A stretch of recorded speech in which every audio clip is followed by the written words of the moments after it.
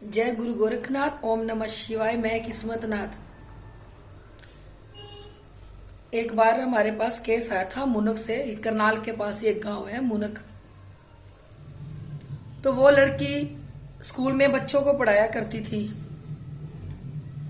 किसी ने खुंदक में उसके ऊपर प्रेत छोड़ दिए। कोई उसको चाहता होगा पर ये उसको नहीं चाहती थी। तो जब उसके ऊपर उसने प्रेत छोड़ दिए तो उसका स्कूल जाना भी बंद हो गया। बच्चों को पढ़ाने जाती थी स्कूल में। तो वो जो प्रेत छोड़े थे उसके ऊपर, वो उसको पीछे से धक्का मारते थे। वो जहां भी खड़ी होती थी जोर के धक्का मारते थे, बेचारी कहीं भी वो गिर जाती थी। बेड के पास खड़े तो बेड पे गिर जाती थी, अगर बेड से दूर खड़ी है तो जमीन पे गिर जाती थी। इतना उन प्रेतों ने उसका जीना हराम कर रखा था। तो वो कहीं जगह घूम आए, बहुत धक्के खा लिए उन्होंने। तांत्रिकों के पास जा लिए, शमशानों में भी दे दिया जाके, और बकरों की बलि दे दी, दारू की बोतलें दे दी, पर कहीं भी उस लड़की को आराम नहीं आया। लड़की भी अपनी जिंदगी से दुखी होने लगी। वो कहने लगी या तो मुझे जहर दे के मार दो, नहीं तो मैं नहर में छलांग मार के मर जाऊंगी। मुझे ऐसी जिंदगी नहीं जीनी, मैं बहुत दुखी हो चुकी हूं। तो जो एक आदमी मुनक से हमारे गद्दी से जुड़ा हुआ था, तो वो और लड़की का पिता, वो दोनों खेत में, किसी के खेत में काम करते थे दोनों जने। तो उसने पहुंचा, जो गद्दी से जुड़ा, उसने पूछा भी तू इतना परेशान मुझे क्यों दिख रहा है, क्या हुआ? कहता है मेरी लड़की बहुत ज्यादा परेशान है, हम हर जगह धक्के खा बैठे हैं पर मेरी लड़की ठीक नहीं हो पा रही।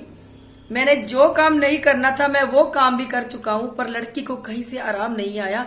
हमने लड़की की शादी भी करनी है कल को। वो लड़की इतनी दुखी हो चुकी है, वो कहती है या तो मुझे जहर दे के मार दो, नहीं तो मैं किसी नहर में छलांग मार के मर जाऊंगी, नहीं तो मुझे ठीक करो। उसका सभी देवी देवताओं से विश्वास उड़ चुका था, क्योंकि इतनी जगह धक्के खाने की, बेचारी उसकी कंडीशन बहुत खराब थी। उसको मंजे पे लगा दिया फिर उन प्रेतों ने। तो वो कहने लगा कि मैं शिव धाम से जुड़ा हुआ हूं, शिव धाम पे चलते हैं। तो वो कहता ठीक है। तो कुदरती उसके घर में, जो लड़की का पिताजी थे उसके घर में जागरण था। तो उसने हमने इनविटेशन दे रखा था कि जागरण पे आ जाना आप लोग। तो जब जागरण पे गए हम लोग, तो उस लड़की को भी लेके वो जागरण में आ गए, क्योंकि लड़की से उठा जाता नहीं था। शरीर इतना कमजोर हो चुका था और बिस्तर पे देखो वो लगी चुकी थी। तो उसको पकड़ के लाए। उसके दो भाई थे, दो भाई उस लड़की को पकड़ के लेके आए और कहने लगी संसारनाथ को, देखो मैं परमात्मा को नहीं मानती, ना मुझे परमात्मा पे भरोसा रहा है कि जो मेरे हालात है, ना मैंने किसी का बुरा किया। आज मैं इतनी बुरी कंडीशन में पड़ी हूं ना, बस मेरा मन करता है कि मुझे कोई जहर दे दे, मैं खा लूं और मर जाऊं।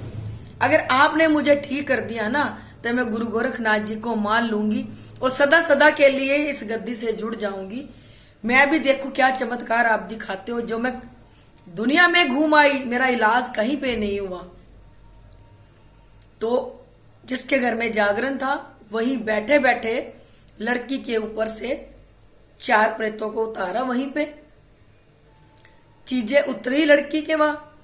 तो उसके बाद अगले दिन हमने उनके घर में हवन किया। शिव का हवन होता है। शिव का हवन करने के बाद उस लड़की को हमने 1.25 महीने की सेवा दी कि गुरु गोरखनाथ जी की 1.25 महीने की सेवा कर।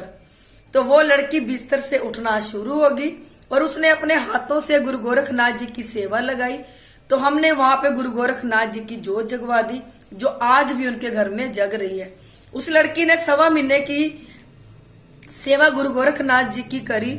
उसके बाद वो लड़की ठीक होके बिल्कुल खड़ी हो गई। उस लड़की की शादी भी हो गई। शादी, जब वो शादी का कार्ड देने के लिए हमारे घर आए और कहने लगे जब तक आप नहीं आओगे मैं शादी नहीं करूंगी, गुरुजी मैं आपका वेट करूंगी, आपने जरूर आना, क्योंकि आपकी वजह से ही ये मुझे जिंदगी मिली है। अगर आप ना होते तो आज मैं मंजे पे रड़क रड़ के या तो मैं मर जाती, या पता नहीं मेरे साथ क्या होता, ये मैं भी नहीं जानती। आपने जरूर आना है। फिर हम उस लड़की की शादी में भी गए। फिर उसके बाद जो उसका भाई था, उसकी भी शादी हो गई। तो यहाँ पे गद्दी पे अरदास लगाने आया कि मुझे 2 लड़के चाहिए और मुझे 2 लड़कों की प्राप्ति हो जाए। फिर गुरुजी ने वो गद्दी से जुड़े थे, गुरुजी ने आशीर्वाद दिया।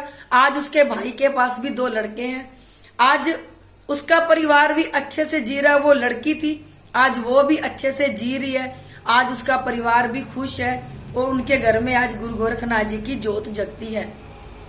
मैं आप लोगों को ये कहना चाहती हूँ, जो लोग अपने स्वार्थ में किसी के ऊपर चीजें छोड़ते हैं, देखो एक ना एक दिन तो वो ठीक होंगे ही होंगे, पर जिन्होंने किया है उनका क्या हाल होगा वो नहीं जानते।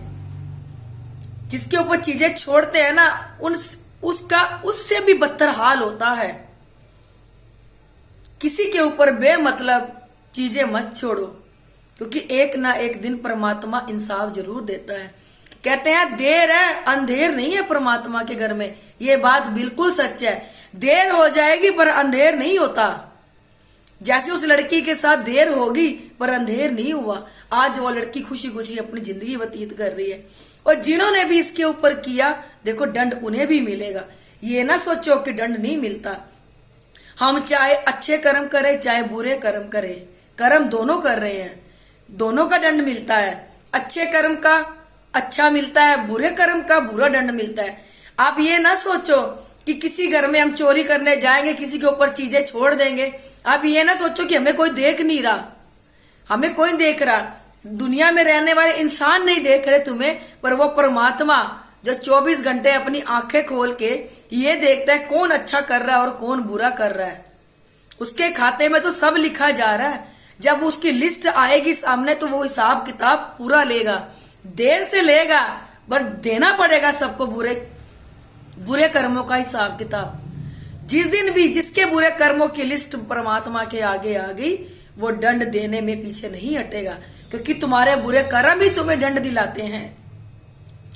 मैं बार बार यही कहती हूँ, अच्छी गद्दी से जुड़ो, क्योंकि अच्छी गद्दी से जब तुम लोग जुड़ोगे, समय समय पे आपकी जांच हो जाएगी। गुरु बनाओ, गुरु देख के बनाओ, क्योंकि जब हम अच्छा गुरु बनाते हैं तो अपने गुरु से पूछ के काम करो।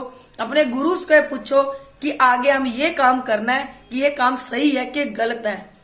क्योंकि जब तुम लोग गुरु मर्यादा में रहोगे, गुरु से पूछ के काम करोगे, तो देखो तुम्हारे सारे काम सही होते चले जाएंगे।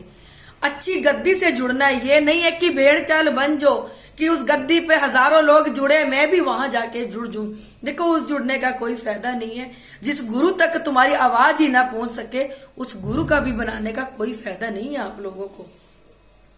ये कलयुग है, कलयुग में गद्दी से जुड़ना बहुत ज्यादा महत्व रखता है, बहुत ज्यादा।